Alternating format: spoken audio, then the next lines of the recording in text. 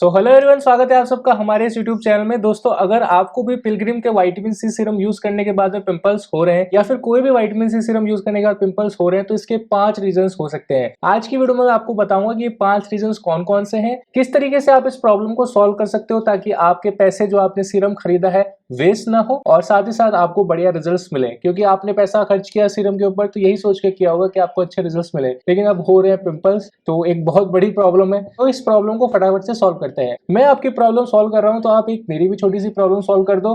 फटाफट से हमारे इस चैनल को सब्सक्राइब कर लो और आपको कोई भी स्किन केयर, हेयर केयर या वेट मैनेजमेंट से रिलेटेड कोई भी डाउट आता है, कोई भी क्वेरी है तो आप हमसे इंस्टाग्राम पे पूछ सकते हो।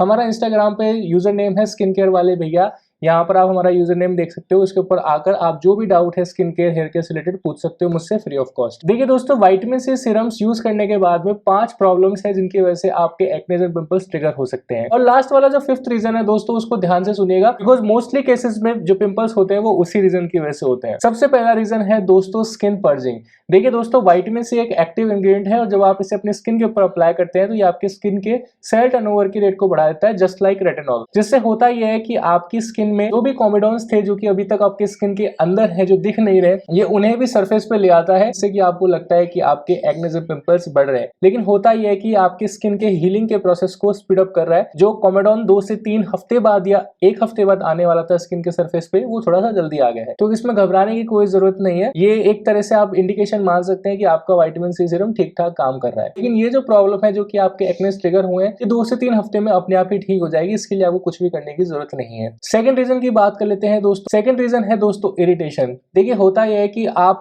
एज अ बिगनर 15% 20% इतनी हायर कंसंट्रेशन वाले विटामिन सी सीरम्स मंगवा लेते हैं एंड यूज करना स्टार्ट कर देते हैं। बहुत सारे लोग जानकारी के अभाव में इसके साथ ना ही कोई मॉइस्चराइजर यूज करते हैं, ना ही कोई सनस्क्रीन लगाते हैं। 15% 20% के जो हायर कंसंट्रेशन वाले विटामिन सी सीरम्स है जब आप अपनी स्किन के ऊपर लगाते हैं तो इससे आपकी स्किन में रेडनेस हो सकती है, टाइनी बम्स आपको आ सकते हैं और आपके पिंपल्स भी ट्रिगर हो सकते हैं। और कई केसेस में देखा गया है कि रोजेशिया जैसी प्रॉब्लम भी हो जाती है, स्किन काफी ज्यादा ड्राई होने लगती है। तो अगर आप बिगनर हैं, लाइफ में पहली बार आपने वही विटामिन सी सीरम यूज करना स्टार्ट किया है, हमेशा मेक श्योर कीजिए कि आप कम से कम कंसंट्रेशन वाले विटामिन सी सीरम से शुरुआत करें। 10% तक ठीक है।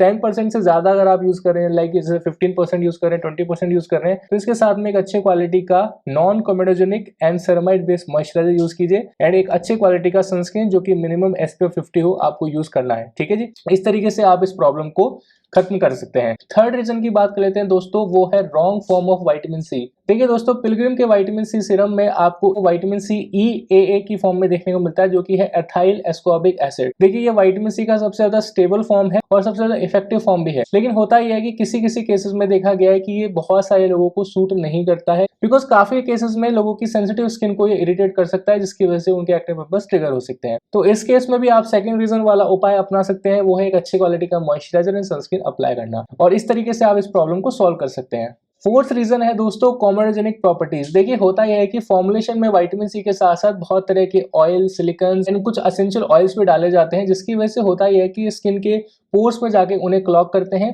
पोर्स जैसे ही क्लॉग होते हैं तो आपके एक्ने पिंपल्स ट्रिगर होते हैं। तो इसका सॉल्यूशन बहुत ज्यादा सिंपल है। आप इसके साथ में एक अच्छे क्वालिटी का माइल्ड क्लेंजर यूज कर सकते हैं या फिर AHA BHA face wash use कर सकते हैं। वो आपके पोर्स को अनक्लॉग करेगा और आपको इस तरह की प्रॉब्लम्स नहीं होंगी। अब बात कर लेते हैं सबसे ज्यादा इंपॉर्टेंट रीजन के बारे में, जो कि है आज की वीडियो का लास्ट। सबसे ज्यादा कॉमन मिस्टेक जिसकी वजह से एक्ने पिंपल्स ट्रिगर होते हैं वो है कि आप इसे लेयर कर रहे हो विथ रॉन्ग इंग्रेडिएंट्स। अगर आप विटामिन सी सीरम को लेयर कर रहे हो AHA BHA के साथ में, अगर आप इसे लेयर कर रहे हो रेटिनॉल के साथ में या बेंजोल पेरोक्साइड के साथ में, ये इंग्रेडिएंट्स विटामिन सी के साथ में रिएक्ट कर सकते हैं और ये आपकी स्किन को इरिटेट कर सकते हैं। यहाँ पर ध्यान से सुनने वाली बात यह है दोस्तों कि यहाँ पर मैं AHA BHA की बात कर रहा हूँ, तो मैं यहाँ पे फेस वॉश की बात नहीं कर रहा। यहाँ पर मैं मॉइस्चराइजर, सनस्क्रीन, यहाँ पे मैं अदर सीरम्स की बात कर रहा हूँ। कुछ टॉपिकल क्रीम्स है जो कि लोग यूज करते हैं अपने डार्क स्पॉट्स वगैरह के लिए, उनकी बात कर रहा हूँ। बेंजोल पेरोक्साइड की क्रीम्स लोग एक्ने पिंपल्स को रिमूव करने के लिए यूज करते हैं, साथ साथ विटामिन सी सीरम भी यूज कर रहे हैं, तो ये आपकी स्किन को इरिटेट कर सकती है। फेस वॉशेस आप यूज कर सकते हैं, चाहे वो AHA का हो चाहे वो BHA का हो, क्योंकि फेस वॉशेस सिर्फ आप कुछ सेकंडों के लिए ही या कुछ मिनटों के लिए अपने फेस पर रखने वाले हैं।